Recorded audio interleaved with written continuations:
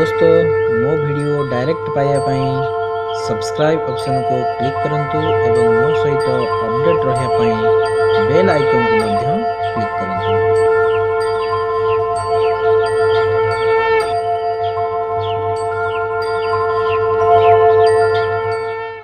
नमस्कार दोस्तों, आज हम आलोचना करिबा लक्ष्मी नारायण योग। तो लक्ष्मी नारायण योग जन्म कुंडली केमिति बने, तो तार प्रभाव केते दूर, क्यों क्यों ग्रह माध्यम बने।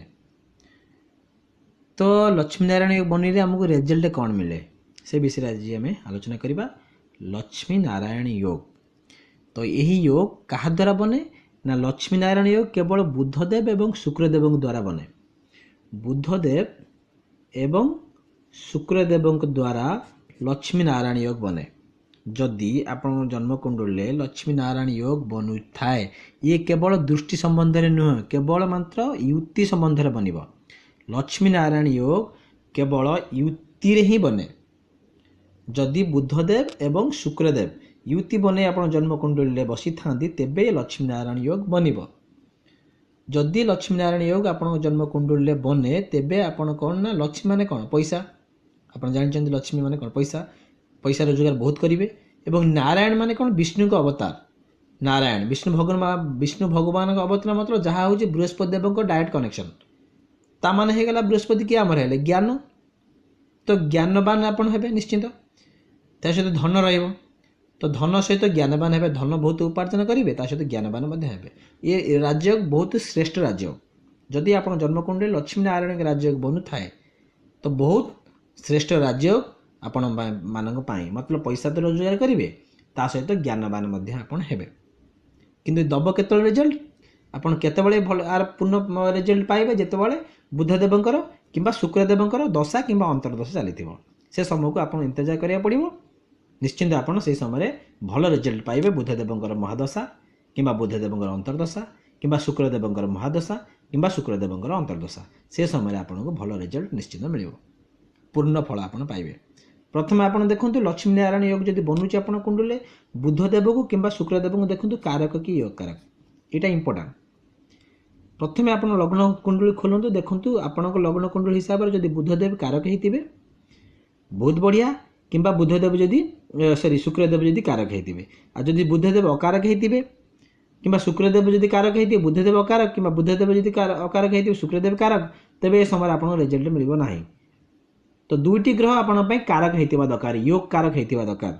आपण लग्न कुंडली हिसाब से बुधदेव योग कारक किंबा शुक्रदेव योग कारक। जदि कौन ग्रह अकारक हेतिबो, तो तेणु से समय आपण कौन करिया पड़िबो, से अकारक ग्रह बीज मंत्र किंबा दान माध्यम रे आपण से ग्रह को कारकत्व पाइया पई आपण बीज मंत्र किंबा दान माध्यम रे आपण ताकू कौन करिवे, शांत करि परिबे।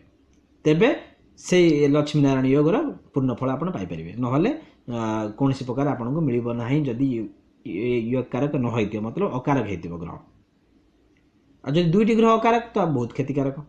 तो कौन क्षतिकारक मतलब से योगर फल आपण मिलिबो नाही जदि योग कारक न होइतिबे शुक्रदेव किंबा बुधदेव।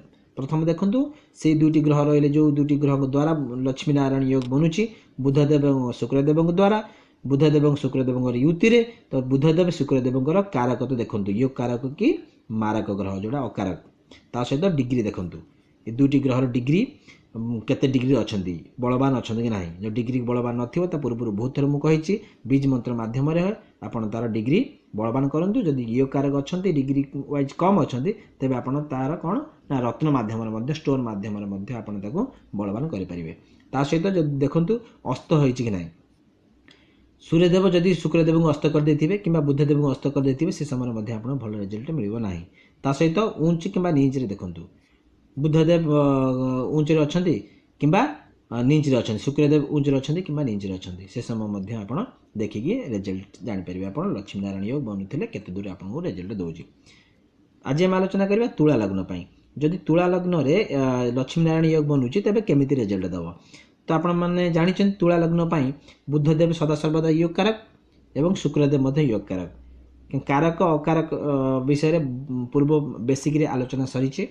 तो आप डायरेक्ट जब ये वीडियो देखु था, प्लीज पूर्व पार्ट सब देखु, तो जानीपर लग्न हिसाब से कौ ग्रह कारक कौ ग्रह अकारक।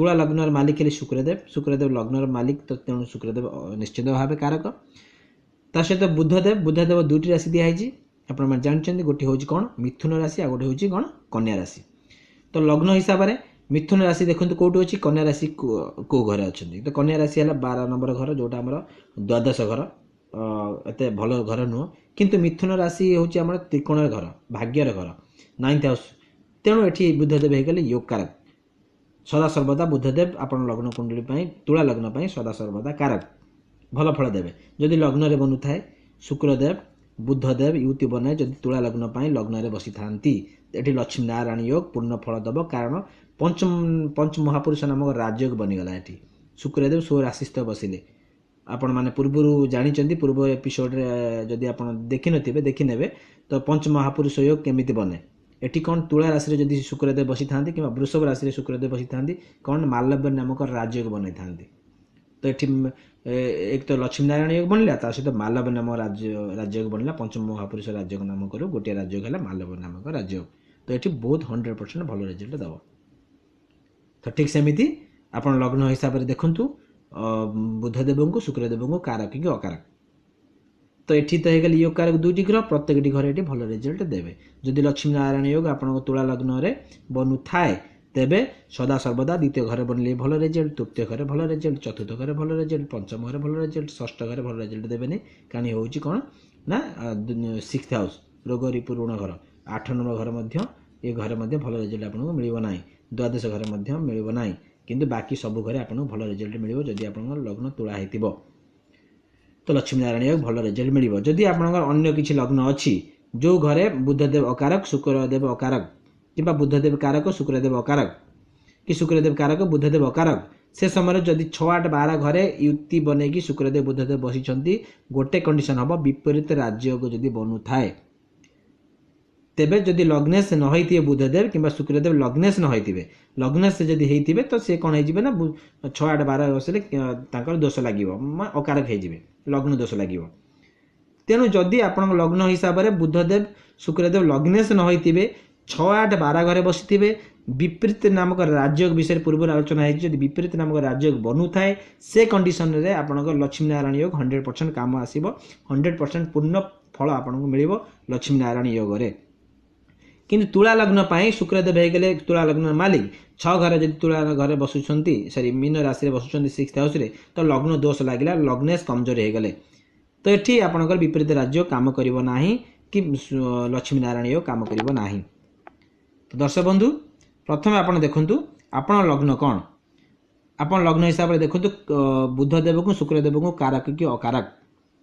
बहुत थर आलोचना सरी बहुत पूर्व केते थर कही जदि आप लग्न कुंडली कौन ग्रह अकारक होते तो से ग्रह को कारकता पाइबा कले से ग्रह संबंधी दान करंतु किंबा से ग्रहर बीज मंत्र आपन करंतु दिन को 2 माला 3 माला जप करंतु निश्चिंत रूप से ग्रहटी शांत हेले आपन जदि कौन से राजयोग बनौ थाए लक्ष्मी नारायण योग जदि बनू थाए आपन लग्न कुंडली तो निश्चिंत आपन को भल फल 100% मिलिबो किंबा कौन से ग्रह 2टी ग्रह कारक अच्छा कि कौन से गोटे ग्रह अकारक अच्छी गोटे ग्रह कारक अच्छी से अकारक ग्रह को आपन तो शांत करदेले कि कारक ग्रह जो डिग्री कम अच्छी तो आप स्टोन पिंधतु से ग्रह संबंधी रत्न पिंधतु आप निश्चिंत रूप से आपण सदा सर्वदा से लक्ष्मी नारायण योग पूर्ण फल जो राजयोग बनू थाए से पूर्ण फल आपको निश्चिंत मिल दर्शक बंधु ये थी आज टॉपिक लक्ष्मी नारायण योग तो प्रथम आप देखु कारक कि अकारक शुक्रदेव और बुधदेव तो युति संबंध बने दृष्टि संबंध ये बनेनी